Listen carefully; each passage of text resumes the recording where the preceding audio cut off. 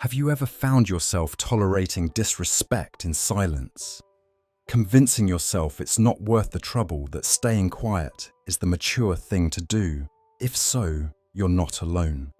Many of us were taught from a young age to avoid conflict, to be agreeable, to keep the peace, even when it costs us our dignity. But silence, when used to avoid discomfort rather than preserve harmony, often leads to self-betrayal. This video is a powerful wake-up call for anyone who has ever been interrupted mid-sentence, dismissed in conversations, or made to feel like their time and emotions are optional. Rooted in the timeless wisdom of Stoic philosophy, it offers 5 bold, practical strategies to deal with people who don't respect you without becoming reactive, aggressive, or losing your composure. These are not cheap tricks or ego-driven tactics. They're grounded in self-respect, emotional intelligence, and the quiet strength that Stoicism teaches us to cultivate. You'll learn how to respond not with anger, but with clarity. How to set boundaries that don't scream but speak firmly. How to reclaim your space without needing to justify your worth. From the silent stare that disarms passive-aggressive behavior to calmly confronting double standards, every strategy in this video is designed to help you protect your peace while standing firmly in your truth. If you've been living too long in the shadow of politeness, allowing others to cross your boundaries unchecked, it might be time to ask yourself, when did kindness become submission? And how much longer are you willing to tolerate that feeling in your chest? That quiet ache of things left unsaid. This isn't about becoming confrontational, it's about becoming whole again. If you're ready to stop shrinking to make others comfortable, this video is for you. Watch now and leave a comment sharing which strategy speaks most to you. Your voice matters. Don't let it go unheard. A stoic weapon of inner strength. There's a moment, brief but heavy, that occurs right after someone disrespects you. Maybe they cut you off mid-sentence in a meeting. Maybe they roll their eyes in front of others. Maybe they say something subtly demeaning with a smile that hides a blade. Most people, when faced with such microaggressions, do one of two things. They either lash out or they shrink back. Neither option feels good afterward. But what if there were a third way? One that required no words, no dramatics, just presence. That's where the silent stare comes in. Borrowed from Stoic wisdom and sharpened through the lens of real-life power dynamics, the silent stare is not about intimidation. It's about stillness. It's about grounding yourself in a moment where someone else is trying to unground you. It's about reclaiming space, not through confrontation, but through calm, observation. And it might just be the most powerful response you'll ever give. Disrespect is often bait. It's a test. And in many cases, it's a performance. When someone disrespects you, especially in public or semi-public settings, they're often trying to trigger you. They want you to react, to become emotional, to lose your balance. Why? Because the moment you react, they get to play innocent. I was just joking. You're too sensitive. Wow, calm down. But when you respond with silent, steady, unblinking calm, they lose control of the narrative. You're not giving them what they expected. You're not following the script. And that in itself is disruptive. There's a quiet reversal of power that happens in this moment. You're not ignoring them, which would give the impression that you're avoiding conflict. Nor are you engaging in verbal battle, which can escalate the situation. Instead, you are holding a mirror to their behavior. You're forcing them to sit with it. And most people, especially those who rely on manipulation or subtle domination, can't stand that mirror. The silent stare makes them feel what they wanted you to feel: discomfort. And because it's done without malice, without sarcasm, without raising your voice, it becomes undeniable. They cannot label you as rude, aggressive, or oversensitive. You've done nothing except see them. And that, strangely enough, is what most disrespected people never do. They don't pause long enough to see. They're too busy trying to explain, defend, or retaliate. The stare says, I see what you're doing, I won't participate. And that is power. A real example, owning the room without saying a word. In the video, we're shown a scenario that many people will recognize all too well. A meeting filled with voices, decisions, and interruptions. One person, clearly competent, clearly prepared, is consistently interrupted by a louder, more dominant colleague. Every time they begin to speak, the other cuts in, redirects, challenges, dismisses. Instead of arguing or trying to raise their voice, this individual stops, sits back, crosses their arms, and simply looks. And then something curious happens. The interrupter falters. Their speech stumbles. They become aware viscerally that they are being observed. Not judged, not insulted, but watched. And in that moment of being watched, they lose their momentum. Their own discomfort rises. Their voice softens. And just like that, the interruptions stop. It's not magic. It's psychology. It's energy.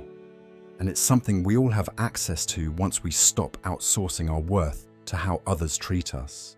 At its core, this technique isn't just about making others uncomfortable, it's about mastering yourself. Stoicism teaches us to remain unmoved by external chaos, to protect our inner citadel, to never hand over our emotions on a silver platter just because someone pokes at us. The silent stare embodies this. You are not trying to win an argument. You are not trying to prove your intelligence. You are not demanding validation. You are simply being. And in your being, still grounded, present, you remind the other person that you cannot be manipulated into dancing for their amusement, that your peace is not up for grabs. It's important to understand this is not a passive-aggressive move. It's not about punishing someone with silence. It's about not playing their game. It's about showing that you exist on a different frequency, one where dignity cannot be bought or shaken. I don't play this game with you. That's the underlying message of the silent stare. And it's more than a technique. It's a philosophy. When you engage in arguments, especially with people who aren't arguing in good faith, you lower yourself. You get pulled into a drama that was never yours to begin with. You let their emotional instability infect your clarity. And sometimes by trying to prove your value, you accidentally prove their power over you. But the silent stare is a refusal, not of conflict, but of false conflict, not of expression, but of performance. It's a non-verbal boundary, firm, but gentle, assertive, but not aggressive, clear, but not cruel. It's the art of saying without speaking. I see you. I hear what you're doing. I'm not angry. I'm not scared. I'm just not available for disrespect. And in that refusal, something else happens. You return to yourself. You reclaim the emotional energy that would have been spent trying to fix, fight, or flee. You step out of the tug-of-war entirely and let the rope fall from your hand. We live in a world where noise is often mistaken for strength, where the loudest voice is seen as the most confident. But true confidence doesn't shout. And in that stillness, there is a kind of force that cannot be taught in corporate training seminars or self-help soundbites. It must be lived, practiced, honored. So the next time someone crosses a line, interrupts you, dismisses you, disrespects you, pause. Don't explain. Don't justify. Don't react. Just see them and let them feel the weight of their own behavior. Because when your silence comes from strength, it speaks louder than any words ever could. If this resonates with you, don't keep it to yourself. Share this with someone who needs to hear it. And in the comments, tell us, when was the last time you used silence as your shield? Let's remind the world that dignity doesn't always need a voice. Sometimes it only needs a look. The stoic power of saying nothing, sometimes the most powerful thing you can say, is nothing. In a world that constantly demands reactions, likes, retweets, Comebacks, counterattacks, choosing silence might seem like surrender. But for those who walk the path of self-respect and inner clarity, silence is not a sign of weakness. It is a decision, a declaration, a boundary drawn not with volume, but with presence. Stoic philosophy teaches us this ancient truth: not everything deserves your energy. Not every insult deserves your response.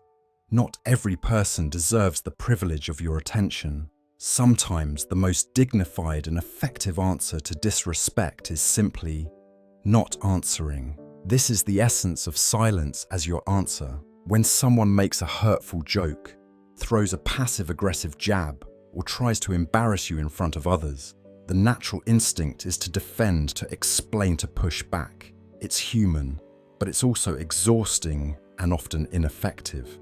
Because here's the uncomfortable truth. Many of these people want you to react. That's the goal. They feed off your discomfort, your emotional investment, your attempts to correct or control them.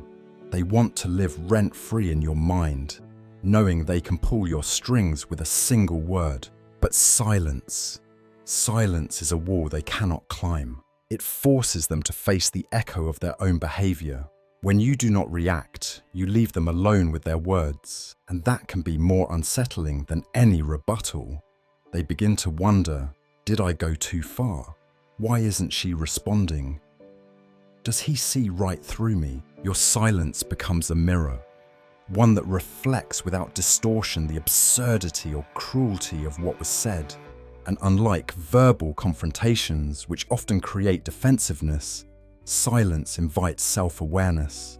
It leaves space for the offender to feel the awkwardness of their own actions without giving them ammunition to deflect or justify. Imagine a group of colleagues during a casual lunch. One of them, let's call him Tom, has a habit of making jokes at others' expense. He's charming, funny, and quick-witted, but often at the cost of someone's dignity. Today, his target is Maya. He makes a subtle comment about her appearance, disguising the insult as humor. The others chuckle awkwardly. She simply puts down her cup, makes eye contact with Tom for a moment, then looks away and carries on with her lunch. Just a calm, intentional absence of response. What happens next? Tom stutters slightly, looks around for support, but no one is quite laughing now. The joke didn't land. He suddenly feels exposed, alone in the noise of his own making. That moment of silence, brief but unshakable, delivers a message far clearer than any lecture could have. It says, "You don't get to define me. You don't get to hijack this space with your games. And I will not perform for your amusement." The ancient Stoics believed that our power lies not in what happens to us, but in how we choose to respond. Epictetus famously said, "We have power over our mind, not outside events.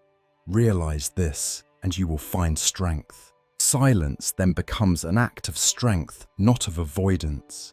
It is the refusal to hand over your peace in exchange for petty validation. It is the quiet knowledge that your worth does not shrink just because someone fails to see it. To the Stoic, every moment is a chance to practice virtue, and virtue is not loud. It is not flashy. It is often invisible to others but deeply felt within. Silence, when used wisely, is a form of virtue. It is the ability to remain composed even when provoked. It is the choice to conserve energy for things that truly matter. And perhaps most importantly, it is the reminder that not every battle is yours to fight. We don't talk enough about emotional economy. Every day we are bombarded by noise arguments, clickbait, social pressure, expectations. And in this chaos, people often try to steal our attention, our energy, our time. Responding to every instance of disrespect is like leaving your doors wide open, letting anyone walk in and rearrange your furniture. Silence, in contrast, is the locked door, the polite sign that says private property, do not disturb. It doesn't mean you're weak. It means you're focused, disciplined, unavailable for nonsense. When you stay silent in the face of intentional disrespect, you're not letting them win. You're letting them tire themselves out while you stay centered. And in doing so, you protect your emotional bandwidth so it can be used for growth, for joy, for connection, not for proving yourself to people who don't care to understand you. Not all silence is powerful. There's the silence of fear, the silence of shame, the silence of suppression. But what we're talking about here is different. This is the silence of choice, of sovereignty, the silence that says, I could respond, but you are not worth the cost of that response. And in that moment, you reclaim something vital yourself. You are no longer trying to be liked or understood or accepted by those who disrespect you. You are standing firmly in your self-worth and letting them feel the vacuum left behind when your energy is removed. This is not easy. It requires practice. It requires trust in your own value. It requires letting go of the urge to correct everyone who misunderstands you. But once mastered, this kind of silence becomes your greatest defense and your greatest teacher. So the next time someone tries to pull you into their drama with a cruel joke, a sharp comment, or an unsolicited critique, pause, look them in the eye, and then say nothing. Let the silence do what words never could. And above all, let it remind you that you are no one's puppet, no one's punchline, and no one's emotional playground. You are not silent because you have nothing to say. You are silent because you have nothing to prove. If this message resonated with you, share it with someone who's been giving too much of themselves to people who don't deserve it. Leave a comment, when did you learn the power of silence? Let's remind each other sometimes. Stillness is the loudest answer of all. The freedom of living without apology. There is a strange pressure we carry, often unnoticed, often inherited, to explain ourselves. Why we made that choice, why we left that job, why we don't want kids, why we're not religious anymore, why we moved to a new city, started over, cut someone off, fell in love, stayed single, or simply said no. As if every part of our life is a PowerPoint presentation waiting to be justified. But here's the truth, you don't owe anyone an explanation for how you choose to live your life. From a young age, many of us are conditioned to seek validation. We're praised for pleasing others. We're rewarded for fitting in. When someone asks, why did you do that? We feel obligated to answer to make our decisions palatable, even when they were never supposed to be public domain. This behavior becomes so ingrained that we barely notice it. We announce our boundaries with disclaimers. We soften our dreams with apologies. We edit our voice to make others comfortable. But behind every explanation you feel forced to give is a silent erosion of your self-trust. When someone questions your choice and you scramble to justify it, you reinforce a dangerous message to yourself, maybe I'm not allowed to live freely unless others agree. And that's how people lose themselves, not all at once, but through 1,000 small justifications. Are they truly concerned about your well-being or just uncomfortable with your freedom? Often people who demand explanations aren't seeking understanding. They're trying to regain control. Your decision to live authentically threatens their worldview. It challenges their assumptions. It forces them to confront their own inertia. So they ask, why are you doing that? But what they really mean is, why aren't you living the way I do? Why aren't you conforming to my script? Why are you changing when I haven't allowed myself to? And when you rush to explain, you give them what they want. Not clarity, but containment. You shrink your life into a box that fits their narrative, not yours. In the video, the narrator shares a story about changing careers, a choice many people can relate to. The decision wasn't driven by scandal or failure. It was simply a matter of desire. But as soon as they made the switch, the questions poured in. Why would you leave something stable? But weren't you doing well? What's the plan now? At first they tried to answer, to explain the yearning, the discontent, the shift in values. They spoke about growth, purpose, meaning. But the more they explained, the more hollow it felt because no explanation seemed enough. Until one day they answered with the simplest truth, because I want to, and that was it. And in that moment they felt free, because that's what true autonomy sounds like. It doesn't scream, it doesn't argue, it simply stands quietly, confidently in its own space. The Stoics taught that external approval is fleeting and therefore irrelevant to our inner peace. Epictetus reminds us, if you want to improve, be content to be thought foolish and stupid. In other words, if you truly wish to live according to your own values, you must be willing to be misunderstood. You must accept that others will project their fears onto your freedom.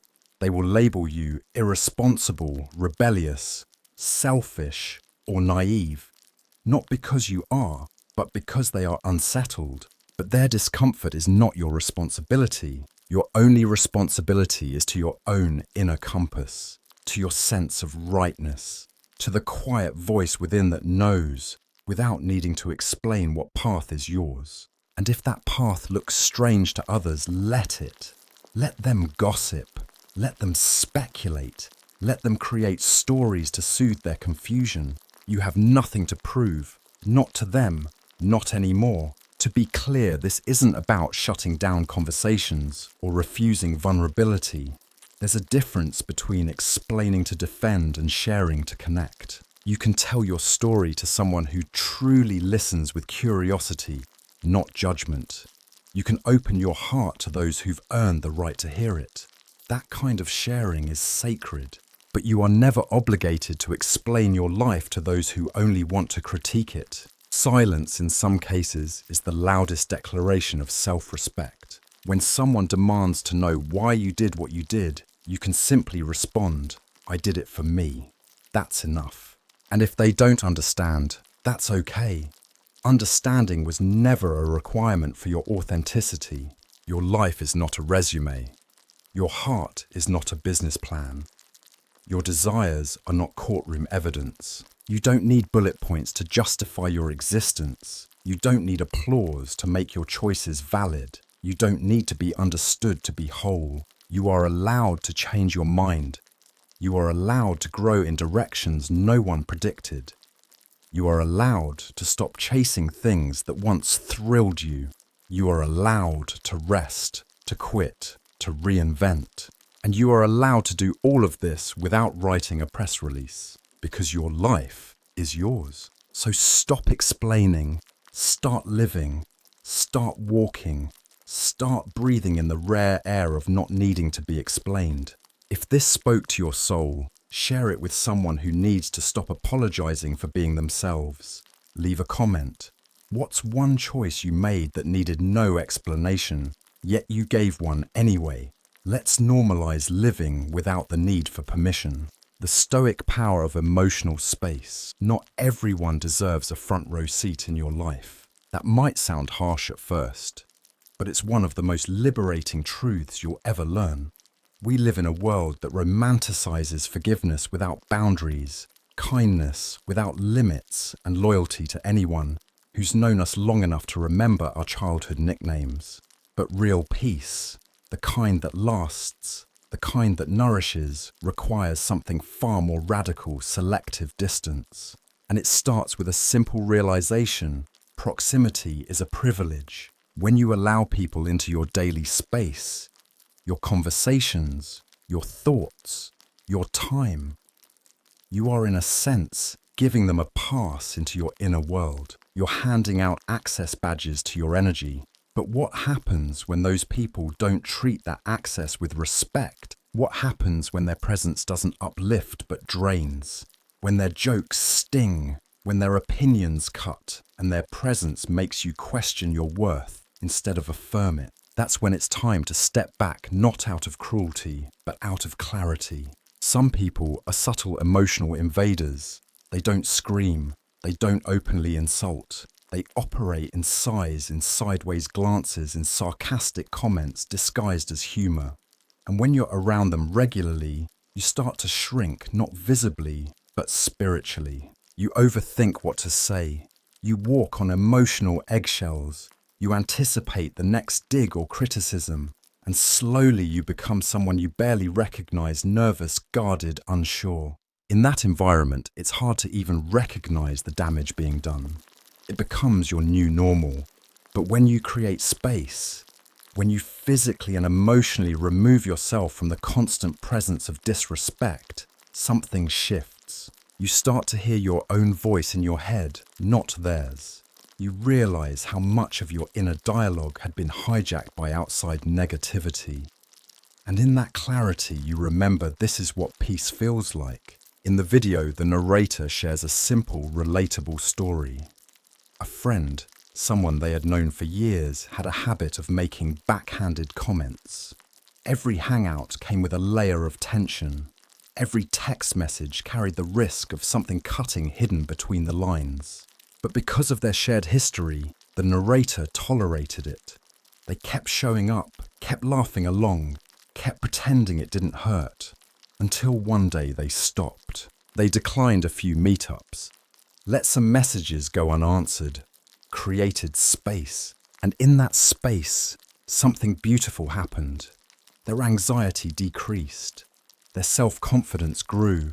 They started forming new connections with people who didn't make them feel small but seen.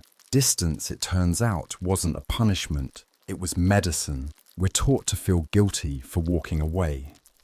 Society often frames distance as betrayal, especially when it comes to friendships or family. But here's the Stoic truth. You are not obligated to remain close to people who hurt you just because you once cared about them. You can wish someone well from afar. You can acknowledge their humanity without allowing their energy into your space. You can remember the good times without letting nostalgia blind you to the harm of the present. And you can do all of this without apology. You don't need a permission slip to protect your peace. You don't need to draft a perfectly worded goodbye message to justify your absence. Sometimes silence is the boundary. Sometimes not showing up is the statement. The Stoics remind us you are the gatekeeper of your mind. What you allow in thoughts, people, energy shapes your inner world. If someone's presence consistently pollutes that world, you are not cruel for stepping away. You are wise. One of the hardest parts of creating distance is the guilt that follows. We wonder, am I being selfish, too sensitive, unkind? But ask yourself, what's the cost of staying close? What are you sacrificing to maintain a relationship that chips away at your self-worth? Often guilt is just the voice of conditioning. It's the echo of old beliefs telling you that good people don't leave that real friends, stick it out. But sticking it out with someone who disrespects you isn't loyalty, it's self-abandonment. When you begin to release the guilt, you also release the grip of manipulation. You stop defining yourself by how much pain you can endure for others' comfort. You stop making yourself small so others can feel big. And in that release, you reclaim something priceless, your emotional freedom. Marcus Aurelius once wrote, "The tranquility that comes when you stop caring what they say, or think, or do, only what you do." This is the essence of Stoicism. Not indifference, but discernment. Not bitterness, but boundaries. You don't keep distance because you hate people. You do it because you love your peace. And loving your peace means learning to say no, not with anger, but with finality. Not with shame, but with quiet confidence. You can still be kind, still be compassionate, still wish them healing. But from your side of the fence, where their words can't reach you, where your energy is yours again. Here's a truth you might need to hear today. You are allowed to be unavailable. You are allowed to protect your mornings from negativity. You are allowed to let certain messages go unanswered. You are allowed to choose who gets your time, your presence, your thoughts. And most of all, you are allowed to grow away from people who stay the same. So keep your distance not out of pride but out of purpose. Not to punish, but to protect. And when the guilt rises, remind yourself, peace is not selfish, peace is sacred. If you've ever struggled to let go of draining relationships, this message is for you. Share your thoughts in the comments.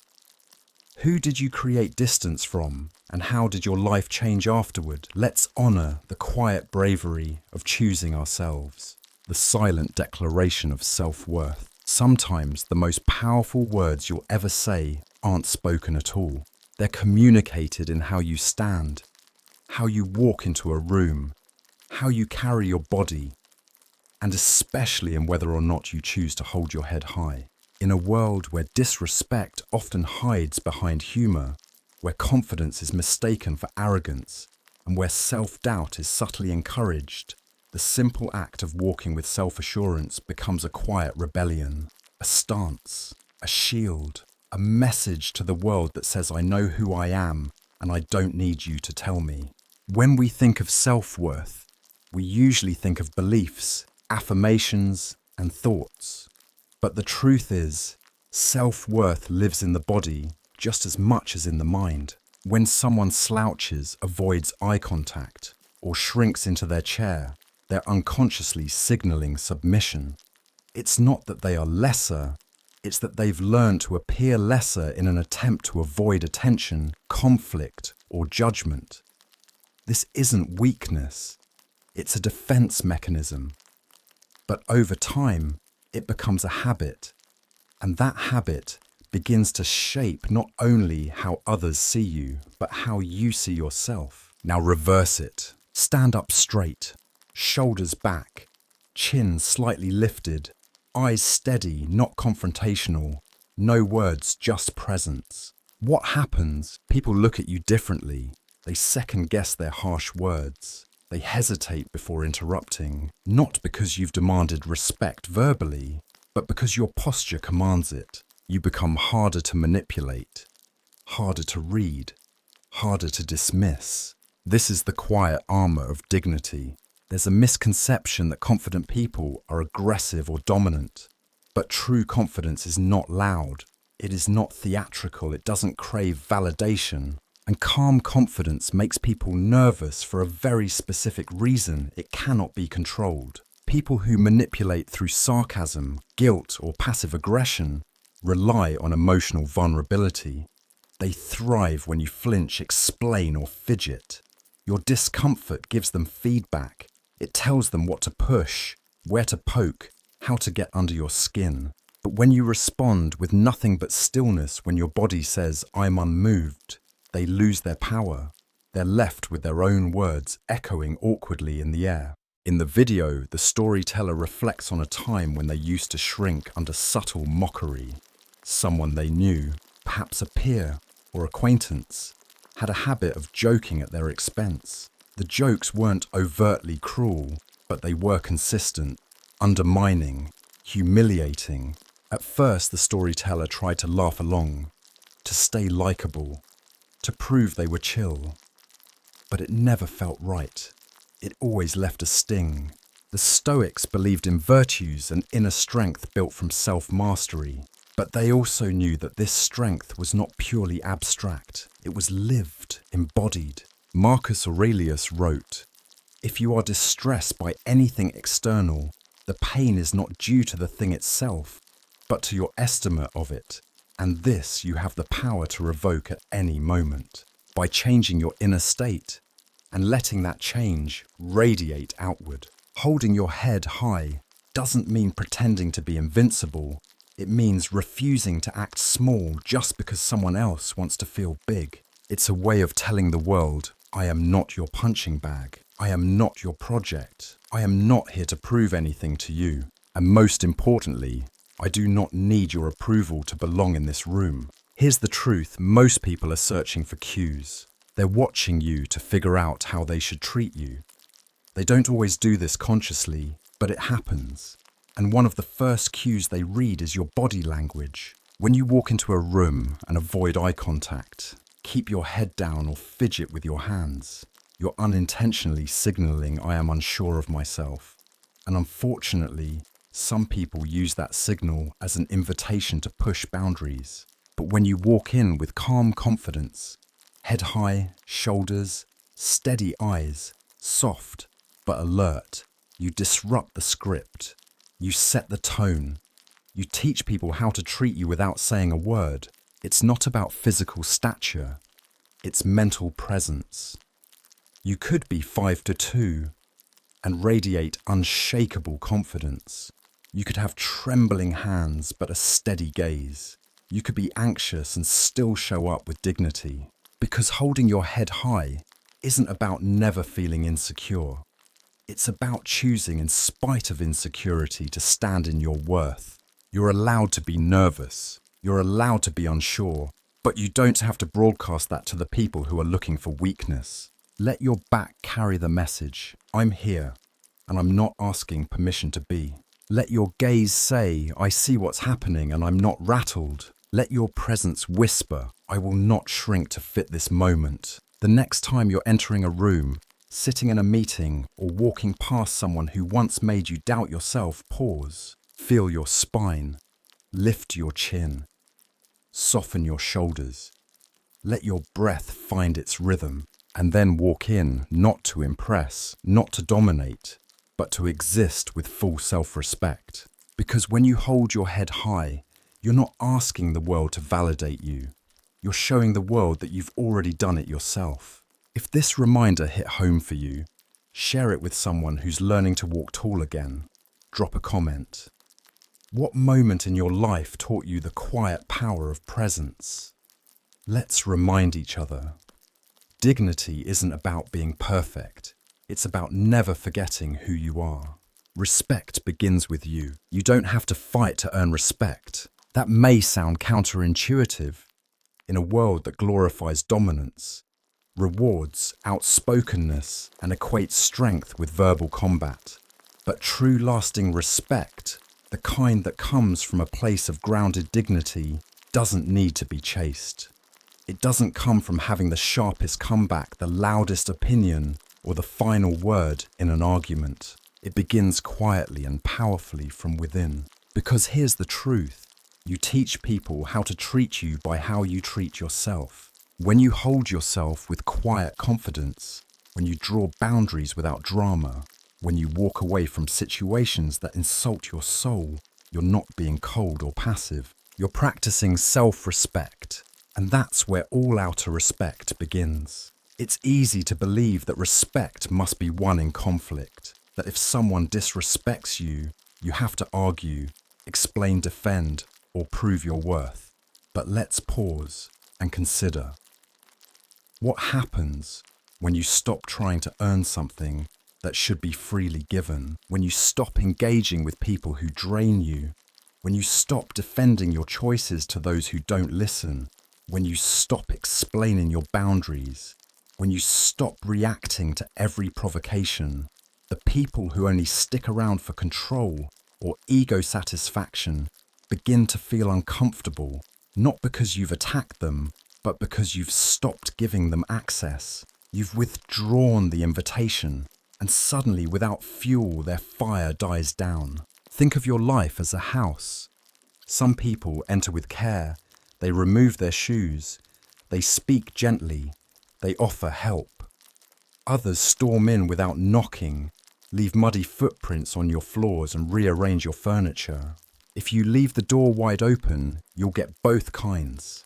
But if you start setting standards, locking the door, asking questions before letting people in, requiring respect as the price of admission, you'll quickly notice something. Those who were only there to take will stop showing up. It's not because you were rude. It's because you stopped allowing your space to be disrespected. And the beautiful thing is, once those people leave, space is cleared for something better, for connections built on mutual respect, for relationships that nourish rather than deplete. But it all begins with you, the way you speak to yourself, the way you care for your needs, the way you enforce your limits, not out of spite, but out of self-trust. There is enormous power in not responding. When someone tries to bait you, provoke you, belittle you, your silence says, "You are not worthy of my energy." It's not avoidance. It's emotional intelligence. It's choosing where to place your focus, It's stepping outside the ego's need to be right and into the soul's desire for peace. Every time you choose stillness over retaliation, withdrawal over escalation, composure over chaos, you teach the world a lesson. Your inner state is not up for negotiation. The kind of sovereignty that comes from knowing who you are, what you stand for, and what you will no longer tolerate. There's something remarkable that happens when you begin to truly respect yourself. The atmosphere around you shifts. People speak more carefully. They watch their tone. They sense a kind of boundary, not a wall of defensiveness, but a quiet presence that says, I don't play those games anymore. You become less reactive, less explainable, less easy to manipulate. And those who once felt comfortable pushing your limits start to feel uneasy. Some will adjust, others will leave. Not everyone is meant to walk with you into the next version of yourself. When you start carrying yourself with calm conviction, the people who thrive on chaos naturally drift away. You didn't force them out. You simply rose to a level where their energy no longer matches yours. Here's something most people don't realize. Self-respect doesn't just benefit you. It sets a standard for everyone around you. When you carry yourself with grace and firmness, others feel it. It challenges them to examine how they speak, how they behave, how they relate. You become a mirror not of judgment but of possibility. People who never knew what boundaries looked like begin to reflect. Those who never learned emotional maturity begin to observe. You become, without even trying, a quiet permission slip for others to honor themselves too. Because the most powerful form of influence is not persuasion. You don't have to convince anyone to respect you. You simply become someone who respects themselves so thoroughly, so consistently, that disrespect can't survive in your space. So here's your quiet revolution. Stop fighting for scraps of validation. Stop handing over your energy to people who confuse love with control. Stop explaining your joy, your peace, your solitude, your boundaries. Respect begins with you, not in words, but in action, not in confrontation, but in alignment. When you hold your head high, speak less, protect your peace, and surround yourself with those who honor your spirit, you're not just demanding respect, you're becoming it. If this reflection found a place in your heart, share it with someone who's learning to stop apologizing and start honoring their space. Comment below. What was the moment you realized self-respect wasn't negotiable? Let's remind each other. Peace doesn't come when others change. It begins when you do.